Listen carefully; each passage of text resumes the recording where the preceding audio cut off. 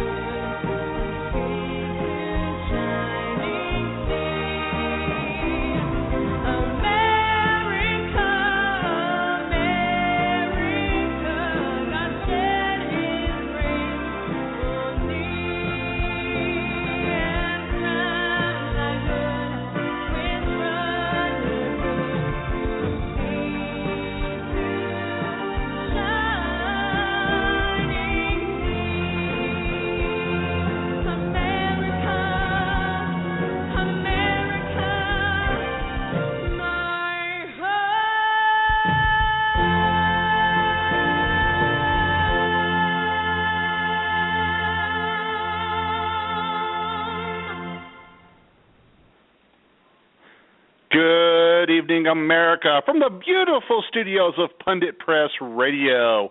It is Friday, January the 23rd, 2015, and you are listening to the Liz Luras Show, Soldier Talk Radio, on Pundit Press Radio, SHR Media, and Blog Talk Radio. Now, here is Liz Luras. Thank you, Dan. Welcome, all of our listeners out there on Pundit Press Media and Blog Talk Radio and SHR Media. We have had just a tremendous 2 weeks where we've kicked off the Liz Luras Show, Soldier Talk Radio. If you haven't listened to those shows and you're tuning in tonight, make sure to go back and check those out. Last week we did our 2-hour special on suicide in the military. That was an amazing show. We had great feedback. We're still trying to get back to everyone, so I appreciate everybody out there that's listened and that has sent, their personal stories of how that touched their life, and we just always appreciate that feedback and letting us know we're kind of on the right track. So tonight we are actually going to hear from, a little bit later in the show, Shaun Lewis, or Sackhead Shaun, who is the director and the host of Sackhead Radio. So he is our director of SHR Media. We're going to have him call in a little bit later, and we're going to go over a couple things with my co-host and my producer, Dan Butcher.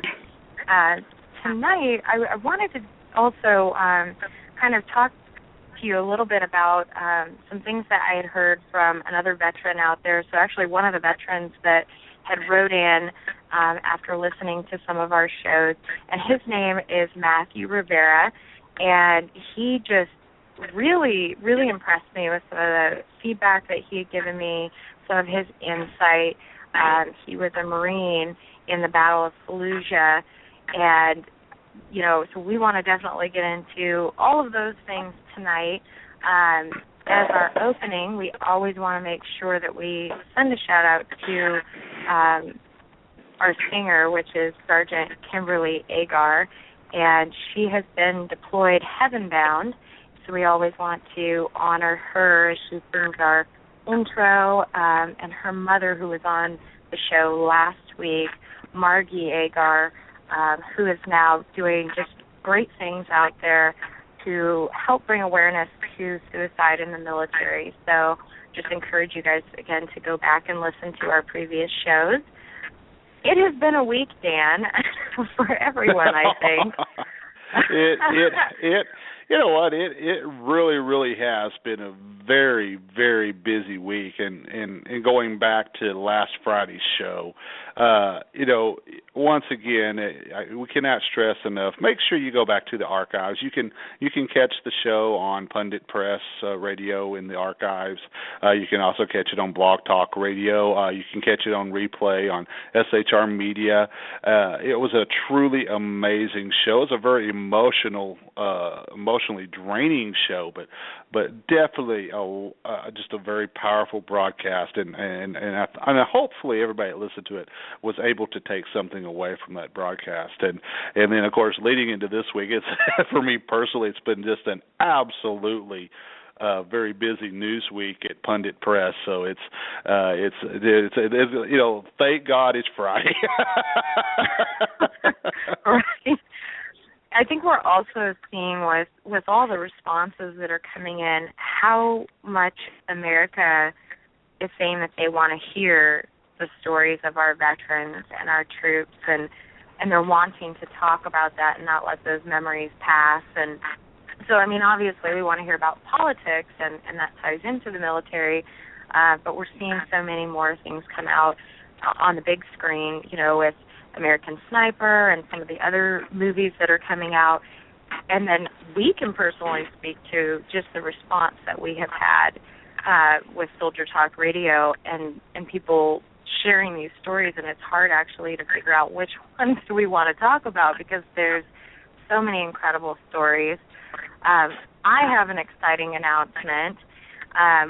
One of the people that was actually listening to our show, and this is just so incredibly exciting for me, was Chris Paranto, CIA call sign Tonto, from the Benghazi, 13 Hours in Benghazi. They just published the book a few months ago, did a special with him and the rest of the guys, the rest of the heroes that were involved in that situation, on the Brett Baer special report. So here I am watching this report, and the guy, Chris, reaches out to me, and so it was really interesting. I got a chance to talk with him again just right before we kicked off tonight's show.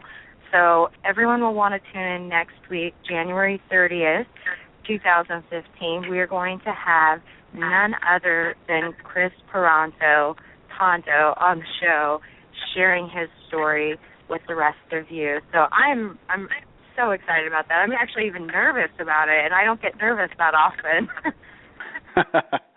Well, anybody that's read his book, and I highly suggest that you do go read the book, what happened at Benghazi, you have to remember that there was we can't put it any other way. There was a massive cover-up that came out of the Obama administration, concerning Benghazi, and of course we're still trying to get to the bottom of that on Capitol Hill. Those of us here in the media continue to investigate Benghazi.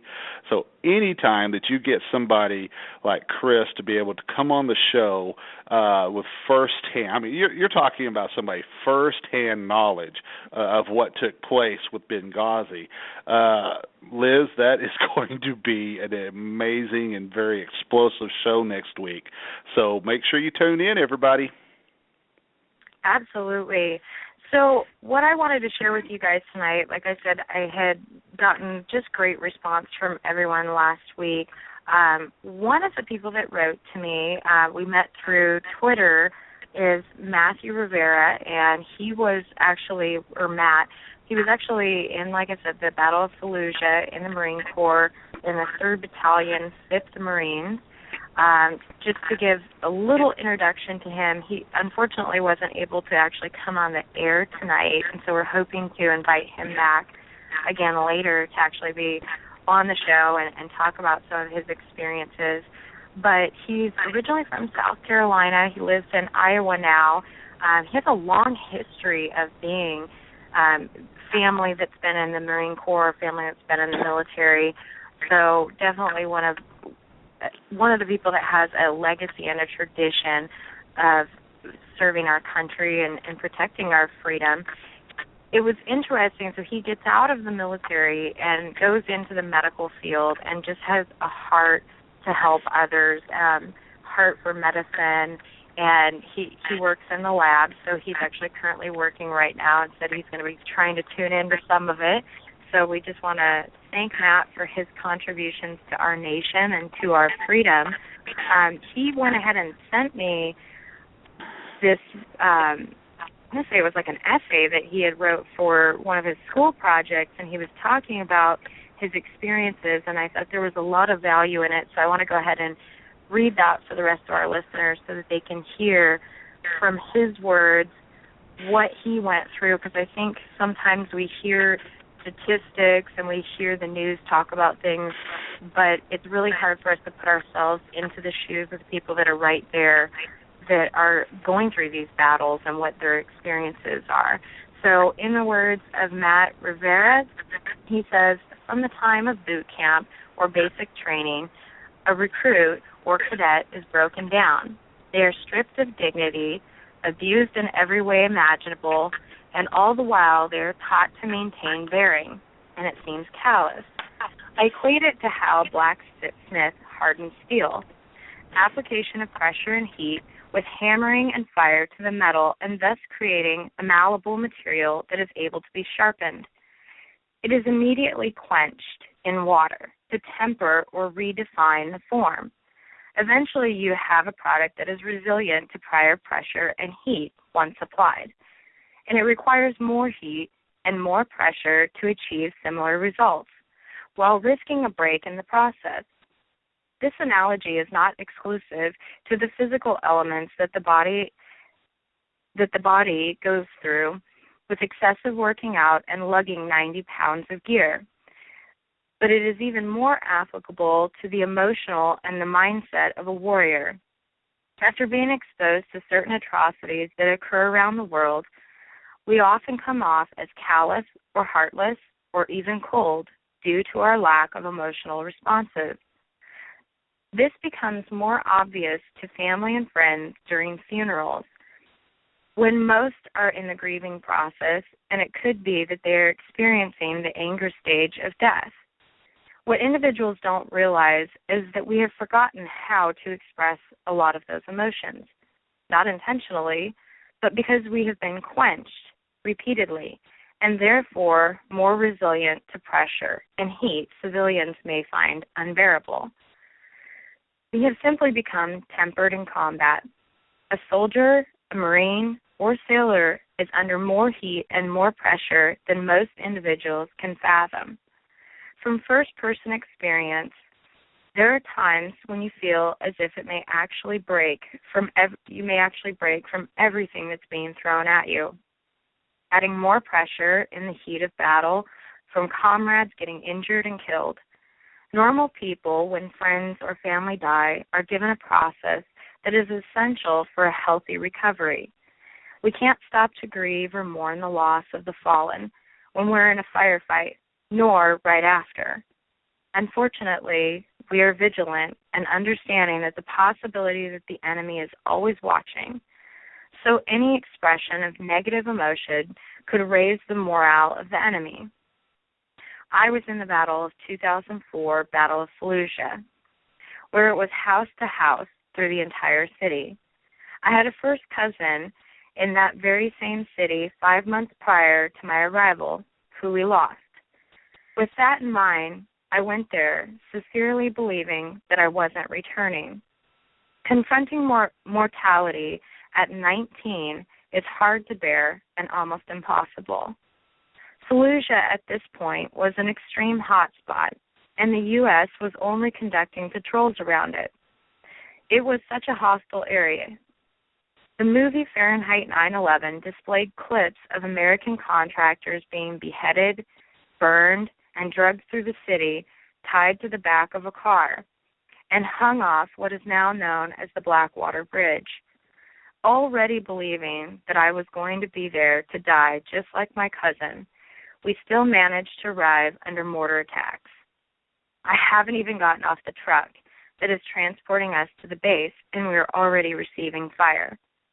2 weeks after, in a town, a small village on the outskirts of Fallujah, an improvised explosive device went off on my vehicle.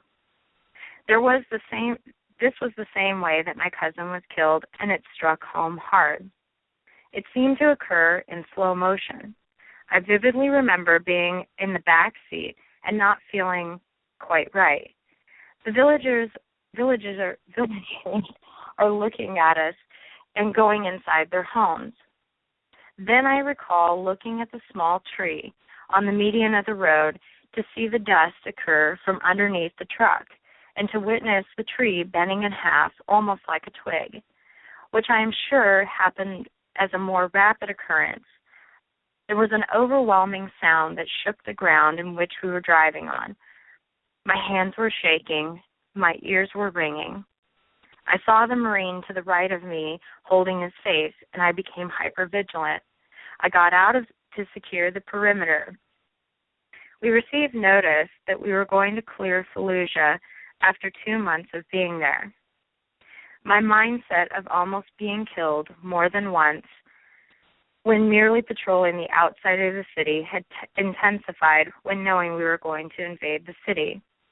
The day prior to the invasion, there was a battalion-wide mandate that no one is to order or direct anybody for the next 12 hours, in recognition that it might be our last free half day that we would ever get again. The only thing we were to accomplish during this period was to call home, tell your family you love them, and take care of each other. You couldn't tell them what was going on, so to your family it seemed like just another call. You would wait for 2 hours or more for those hours waiting just to get a half hour on the phone. It seemed impossible to relay everything that you wanted to everyone you wanted in that short amount of time. In addition to the phone, we were told to make kill cards with our blood type, religion, organ donation status, etc. Also, some of us were to write letters to people of our choosing in the context of being killed in action. Having to write in the tense of, I am dead, I will never see you again, but ... is beyond taxing. Experiences similar to mine have altered the behavior of anyone with similar involvements. I do remember them like they were yesterday, and the feeling that I was in a rush to experience life. I had actual family members as well as friends and mentors killed during this battle itself. When it occurred, the time to grieve was far from when it happened, to loading them up respectively and then to the next house. And the next Marine in charge would say, next house. No time to mourn, no time to grieve, no time to cry. Only the next house, the next block, and the next mission is what mattered. We couldn't give the enemy an inch. We would not allow him to see even an ounce of joy in killing one of our own. In summary, when you see a veteran at an event, such as a funeral, and you do not see him expressing sadness like a civilian, just remember about the times that this person may have been quenched in the moments of pressure and heat. They very well could be feeling the same sorrow as everyone. They just simply have been forged into hardened steel of battle. So that was from Matthew Rivera. I just read that, and I had to just stop and really take a moment to step back, because I think so often we forget what these brave warriors are going through and their experiences. And I thought that this was so valuable and so important because I personally, even serving in the military, cannot imagine what those young men felt like going from room to room, house to house. And it just really was something that I felt was very powerful and that I wanted to share. I know we've also got some other things that we're going to go into a little bit later in the show, but I was able to speak with Matt last night, and he had shared with me his cousin, who is PFC Brandon Sturdy, was in the 2nd Battalion, 1st Marines, and he was one of our warriors that he mentions in his essay that had passed away 5 months before that. He was deployed heaven bound. He talks also, when him and I spoke last night, about another gentleman who was a friend of his, Lance Corporal Eric Hodges, who had also passed away. And he talked about them loading him onto a truck, and after he was deployed heaven bound, and they end up positioning his feet like he's standing at attention. And it's just like you hear these stories, and it's like, how can people not protect our military? How can they not care about them? You know, I look at it from the standpoint of being a military advocate, and it makes my blood boil when I think about our veterans that are not being taken care of, when I hear stories like Matt's story and the bravery and the courage that they have had and so many others that have fought on our behalf to protect our freedom. And I just think that it's something that is the reason that fuels me in my fight to continue to advocate for all of our veterans. I know, Dan, you've got a clip that we're going to play here to make sure we're paying the bills, and I want to see if we've got Shaun on the line. Well, we do have Shaun on the line, so let's go ahead and bring Shaun on. Shaun, are you there, my friend? Good afternoon, folks. How are you today? We're doing great. It's good to have you on the line, Shaun. So I know for the listeners, we announced earlier, and I'm not sure if you were listening to it, but Shaun is the director of SHR Media, and he's also the host of Sackheads Radio. I wanted to bring you on the air to give a chance to talk about what you guys are doing over there with SHR Media and just kind of tell people how they can get in touch with you and how they can hear your show. Well, thank you very much. I'm also the head bottle washer and chambermaid here at SHR Media. I wear a lot of different hats, depending on what day of the week it is, and Dan can attest to that because I know he's sometimes in the same boat.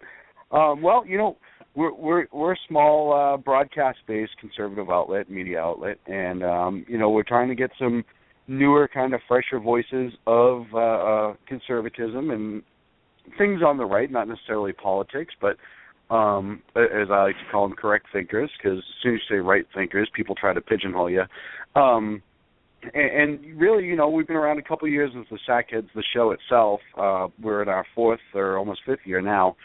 And, you know, a couple of years ago we said, hey, you know, we'd like to get some people who are like-minded to kind of split the air with us and have some fun with us and, you know, maybe take a wacky trip and try to get rid of some of the mainstream and lamestream media who are out there and really kind of get some good voices to combat, especially a couple of years ago, the constant lies. Now, mainstream media in the last year and a half has done their best, I think, to make themselves seem credible because they dare question the president a few times, so that's pretty amazing. But, you know, overall, you know, you need somebody to kind of counteract and, you know, even mainstream, quote-unquote, conservative media, your Fox News, et cetera, there's still some rank-and-file people that it's about selling advertisement versus doing what media is supposed to do, which is hold government accountable. So we've decided to venture and dip our toes in some water, and we've been fortunate enough to meet wonderful people like Dan over at Pundit Press and Liz and Jason Miller and some wonderful folks along the way and partner up with them. And, you know, we're just going to keep rolling with it and see where we can bring this wacky thing. Outstanding. Well, I think we're going to go ahead. If you'll hang on the line, I know Dan's got a couple things to play, and then we've got a few things we're going to kind of round robin for the second half of the show. Awesome. I'm looking forward to it. If anyone can flap gums, it's me. Well, we'll be back in we'll be back in about a minute and a half. In a world controlled by corrupt politicians, you got a business. That you didn't build that. A team of ordinary men emerge from the ashes to give voice to the voiceless and hope to the hopeless. Sackhead Shaun.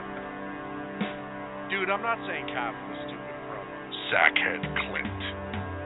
All good friends of ours usually show up drunk. Also starring Sacco as the producer. I'm a little bit drunk, 'cause I'm drinking.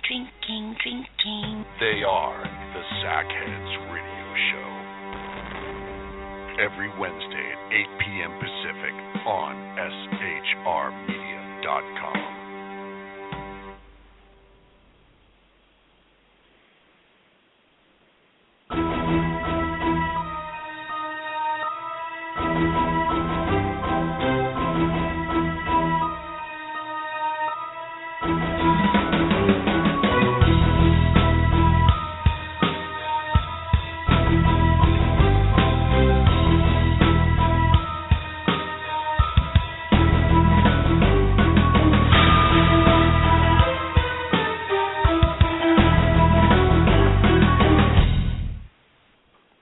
Well, welcome back to the Liz Luras Show, Soldier Talk Radio on Pundit Press Radio, SHR Media, and Blog Talk Radio.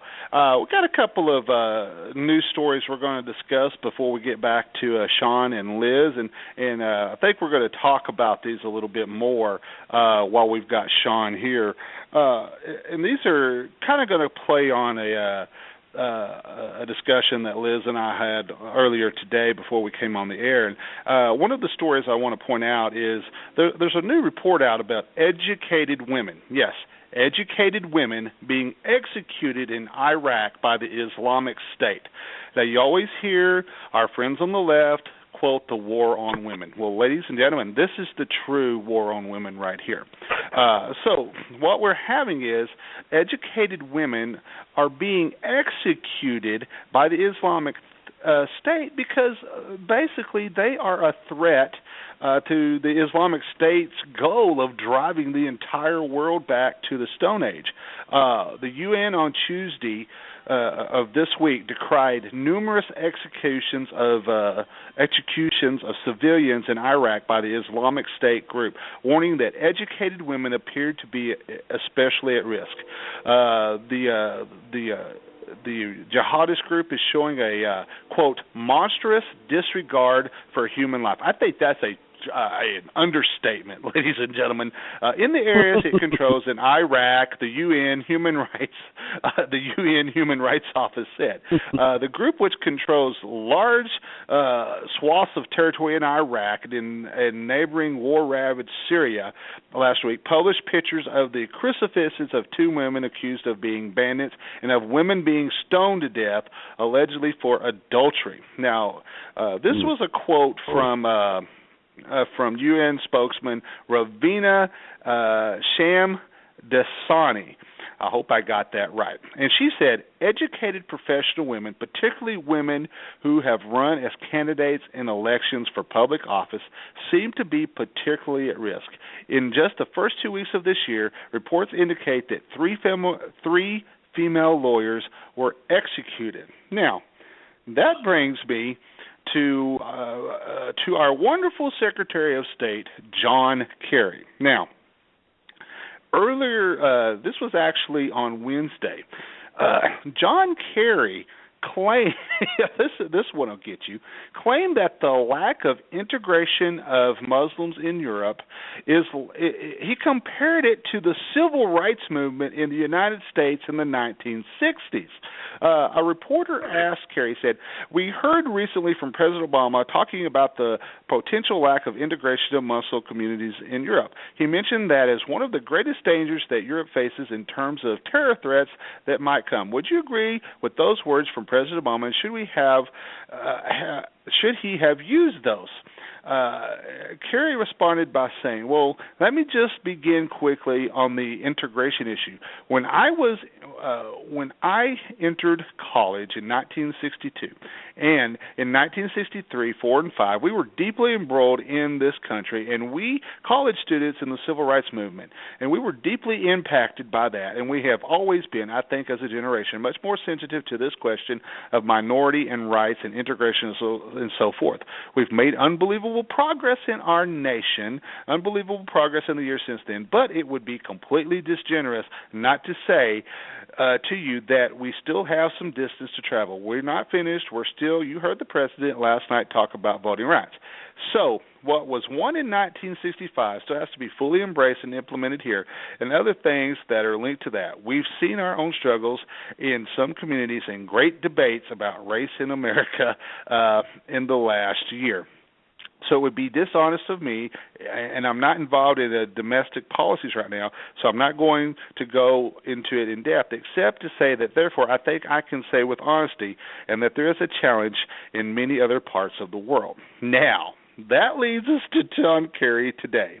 And this is a mantra you're hearing repeated continuously. This is the new term from the Obama administration about violent extremism. Secretary of State John Kerry today said that violent extremism is not Islamic. Now, I know that's going to just set Shaun off here in just a second. And so this will wrap up our little brief news segment here. Kerry said he was speaking at the World Economic Forum, and he said, "Today we're witnessing more than a form of criminal anarchy, a nihilism which illegitimately claims an ideological and religious foundation. Against this enemy, we're increasingly organizing and fighting back. But in doing so, we have to also keep our heads.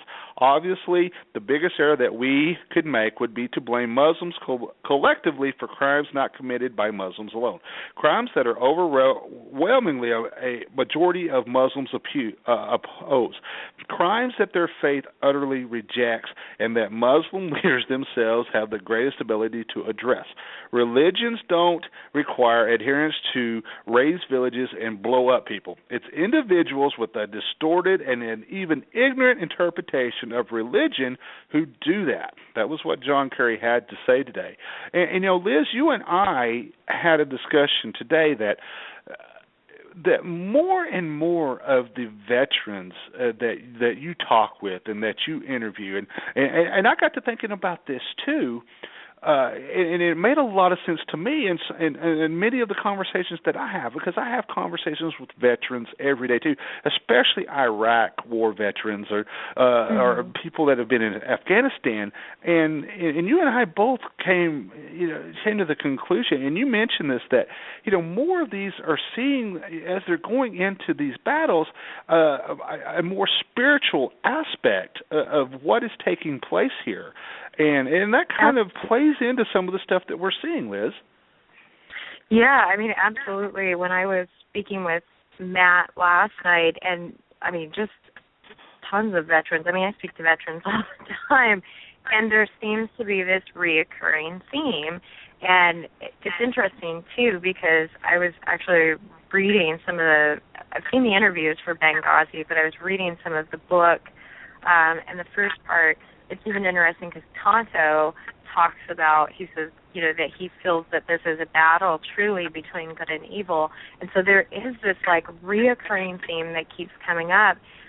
Matt last night was saying, there seems like there's just this evilness there. And, other veterans that I've spoke with, they've said, it's one thing to if you have to defend yourself and you're doing your job as a soldier, as a Marine, and you have to shoot someone and kill them.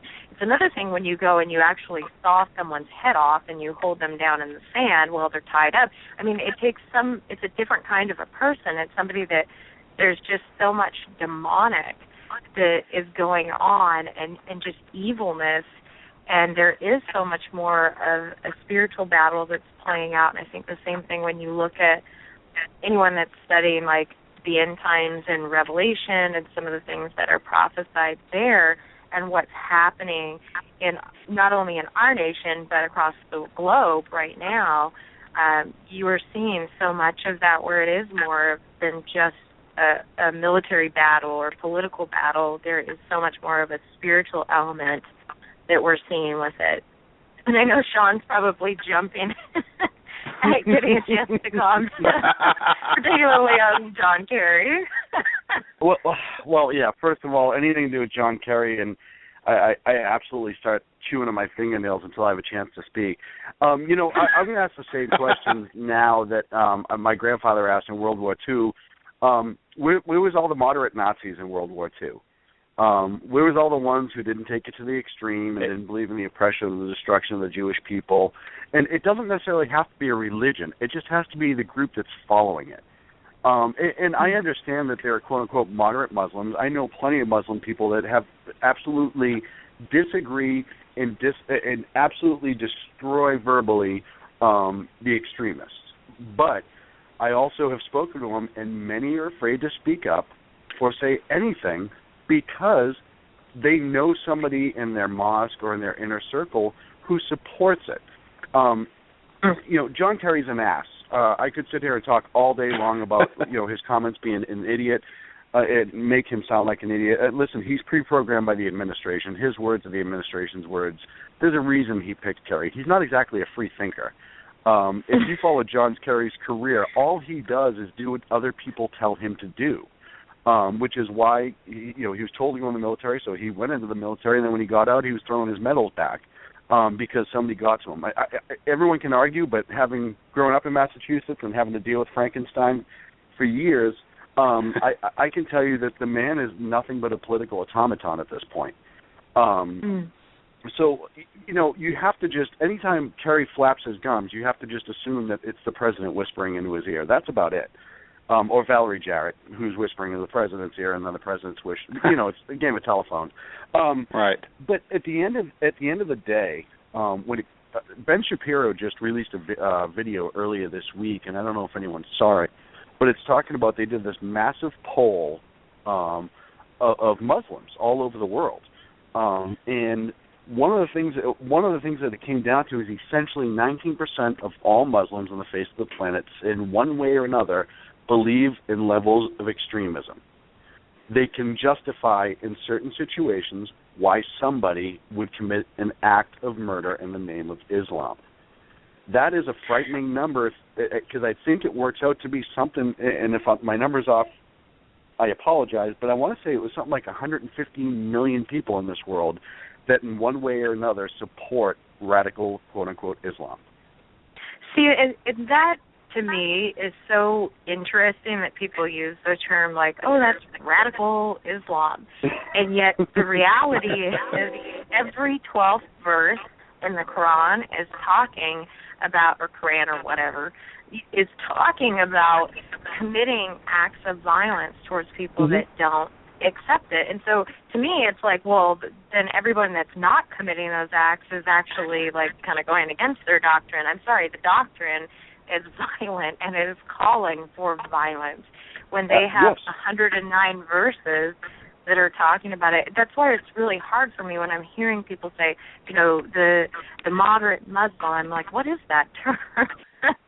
And I understand it to a point because listen, if you look at just about every religion has a dark period in history. And even Liz, you and I have talked about this before. Even Christians, 600 years ago now, had their bad dark part of history where people perverted the book for personal gain. And I understand that to a point. However, I am the first one to say that if all of a sudden the Pope stood up and said, hey, we have to start slaughtering people because, they wear a left foot, right foot, or whatever, it doesn't matter why, I'm going to be the first one to say, yeah, I'm out, because that man doesn't speak for me. And I think that's the biggest problem right now that the Muslims have from a PR point of view is not enough of them. You know what?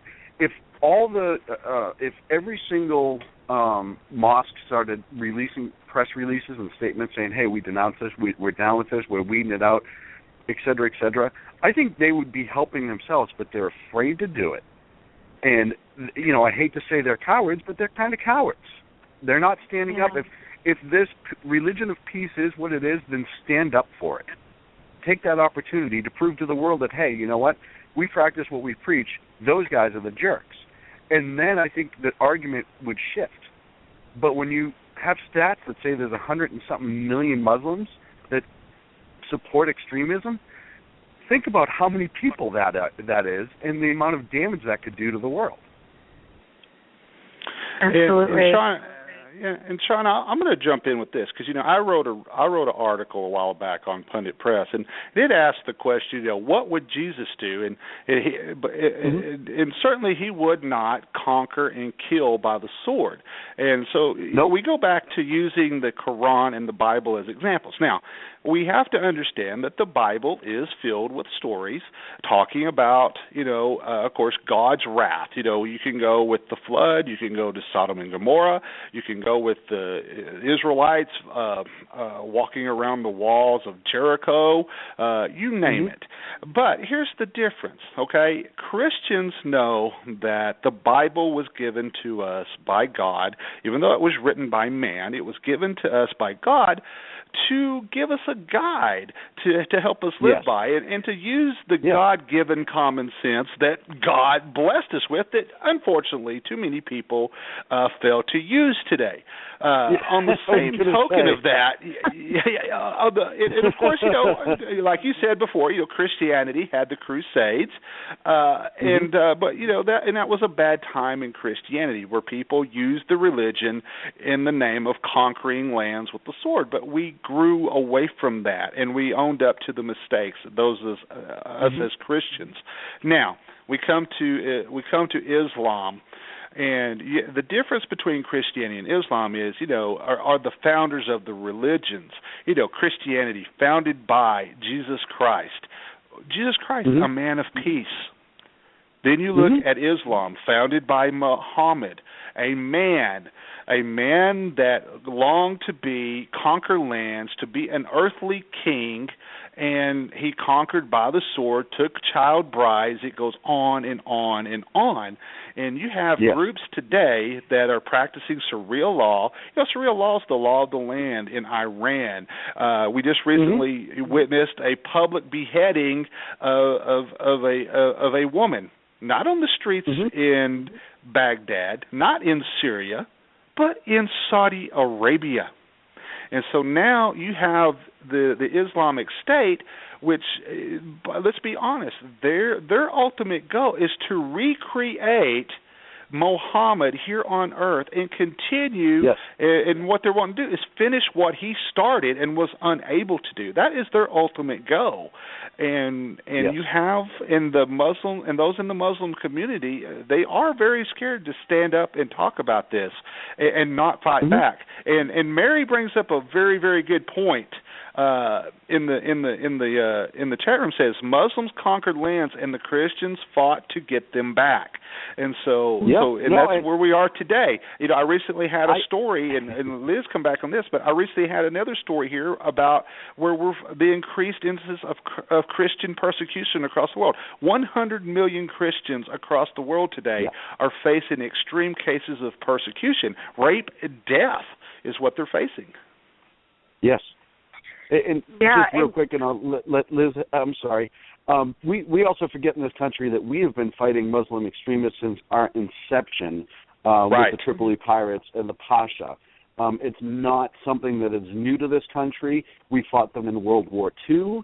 It is not something that's new to this country, and so on and so forth. So it's something that needs to, and I'm not making an excuse, and if anyone thinks that's the case, I want to set the record straight. I'm not making an excuse at all. The problem is if what I'm saying is if moderate Muslims believe their religion is being hijacked, then they need to say it, but they won't say it, and that's the problem. Yeah, I think there's a lot of fear that's built in, obviously, in the religion, because it's all about silencing people and submission into their beliefs and into the Sharia law and those types of things. I wanted to kind of get your guys' take, both Shaun and Dan, on no-go zones, obviously, that people have talked a lot about that. I actually really didn't know or realize, I guess, that they had those until everything happened in France with Charlie Hebdo. And what are the chances that this is going to just continue to empower Muslims or radical Muslims, however we want to say it, that those no-go zones are going to be springing up here in America, because we're already, the way this administration and the way that everything is going, we're afraid to call things what they are. We're afraid to protect ourselves even, because everybody's so politically correct, and so therefore we leave ourselves vulnerable to the enemy. So I was wanting each of you to have a chance to comment on that. Shaun. I defer to Shaun to take that one first, and then I'll come in after him. He's so sly how he sets it up. But, I mean, listen, we've had incidents like this in the past in this country. You know, when a lot of immigrants came over from especially Europe, they'd moved to the same neighborhoods on the East Coast, especially New York, Boston, etc. Right. And a lot of times, you know, back in the 20s, 30s, and 40s, they would actually kind of enforce the laws of the old land in their own little community. So it's not unheard of. This isn't a new thing. But here's the problem. We know it happens. We've seen it happen. I mean, look at Bobby Jindal, because he dared say it. Everyone's trying to blow him up for it. Reality is what it is. There are sections in Europe, in free, quote-unquote, free parts of Europe, in which you have these no-go zones where they've inundated, they bought all these neighborhoods, they bought everything out, and they practice Sharia law within these neighborhoods. Now, shame on the countries and the cities and the municipalities that are allowing this to occur. And from what I've understood, I mean, you look at the case in England with, that we had that whole group of Muslims that were raping girls all over the city, and nobody did anything about it. And come to find out, it's almost like everyone knew it. It was almost open. And I want to say it was like northern England, and that popped about 4 months ago. You know, so that's the same type of thing. So they say all the time, oh, it's not that bad, or it's not there, or it's only, they always say it's always a few bad players. But no, it's a very common occurrence, and it's happening more and more. Because if you look at the geographic backgrounds on a lot of these people, they come from tribal regions where the tribe runs that area. It's not a state, it's not a city. They police themselves. They're their own tribes. And they carry that mentality over. And to address it even more, and I will come back and use the analogy that you started with, Shaun, we've always had a long history, whether it was the immigrants coming to New York City or coming into on the West Coast into Los Angeles, into San Francisco, of developing ethnic neighborhoods. Of course, the most famous would probably be the Italian neighborhoods, and in New York City, and then of course the Chinese neighborhoods in Japanese in San Francisco and such like that. But the difference is those folks assimilated. They assimilated into our culture. Okay, they learned to speak English. They learned the laws of the land. They learned the Constitution. They became citizens of the country. And the difference being with the no-go zones that you're starting to see pop up in Europe with the Islamic neighborhoods, these folks are not assimilating. They're not becoming part of the culture. They're not becoming part of that country. They're not becoming a part of that country's identity. And they're setting up their own laws, and of course, in most cases, that is Sharia law, which is a very dangerous situation. Exactly, and so it's very dangerous. And what leads to that, And it comes back to this same policy that the Obama administration has adopted right now, and that is the policy of appeasement, where they don't want to use the terms like radical Islam, or they're trying to use violent extremism to categorize all terrorists, into the thing. When 99.9% of all when let's face it, 99.9999% of all terrorist attacks in the country today are Islamic related, and mostly funded by Iran or Hezbollah or Hamas, that type of stuff. And so that is why these policies of appeasement are so dangerous in allowing this type of stuff to happen. When these folks come to a country and they don't want to become a part of that country, then that leads to very, very dangerous situations. I will use this as an example here in the United States of that, and that would have to be. And we did I hosted a show on Southern Sense a week ago, where we were discussing about child abuse on Indian reservations, and how the Indian reservations, the tribal leaders, because they claim tribal sovereignty here in the United States, where they are allowed to cover up, abuse that is taking place with children. They're covering up drug abuse and crimes, even as far as covering up murders on the Indian reservations, all in the name of tribal sovereignty, because they don't want that outside influence. Now, granted, that is a different type of situation versus the no-go zones, but you can use that as a synopsis of what could possibly happen here in the United States.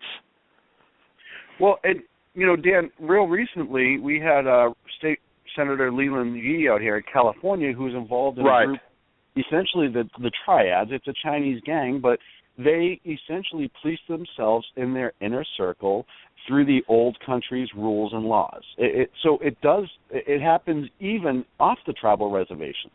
It's horrible on the tribal reservations, and I just made a casino joke earlier, but there's a lot of truth to that.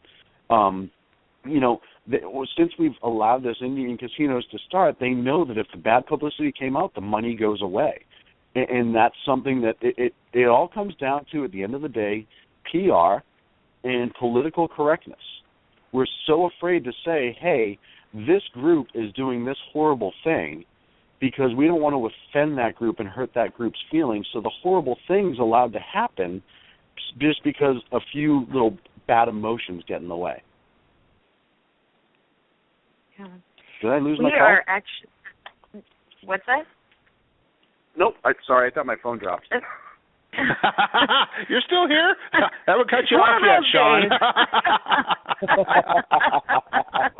And on that note, we are actually coming up on the last few minutes of our show, so I want to get closing thoughts from everyone on this, because I think we could actually end up going into a much longer show talking about all the issues with this. I always tend to be the person that wants to know, what is it that people can do? What can the average person do to try to change this? What can we do as patriots and Americans to make this different, obviously knowing that so many of our politicians aren't making that change? Be vocal. Don't be afraid to be, the political correctness card that we pulled out in the 60s that we use, that people throw down all the time now. Don't be afraid of it. Listen, they're going to brand us whatever they want to brand us. And I made the teabagger joke earlier, but look at those of us that want fiscal responsibility and government to be held accountable, all of a sudden right-wing extremists and teabaggers. And you know what? Call us all the names you want to call us, but when there is a problem, somebody needs to address it. This administration, especially domestic and foreign policies, has a tendency to not address it. Prime example is Darren Wilson. They're about to release at some point that they're not going to file charges against Darren Wilson, even though it was all pushed under the predicate that he was this huge racist, and anyone that spoke against that narrative was deemed to be a racist as well. And, to kind of finish that up, Shaun, this goes back to this conversation is, get up off your butt, get up off the couch, And you hear me preaching about this over and over and over again. Get involved in your community. Get involved in your schools. Get to know your neighbors. Get involved. Know what's going on. Go to the voting booth, because if you don't get involved, you don't go to the voting booth, and you don't know your neighbors, you don't know what your kids are being taught in school, you know what? You don't have a reason to complain, and then you're part of the problem and not part of the solution. And Shaun, that's a great point. Learn history. Learn what really happened, and that is so very important. And look at the last time a group.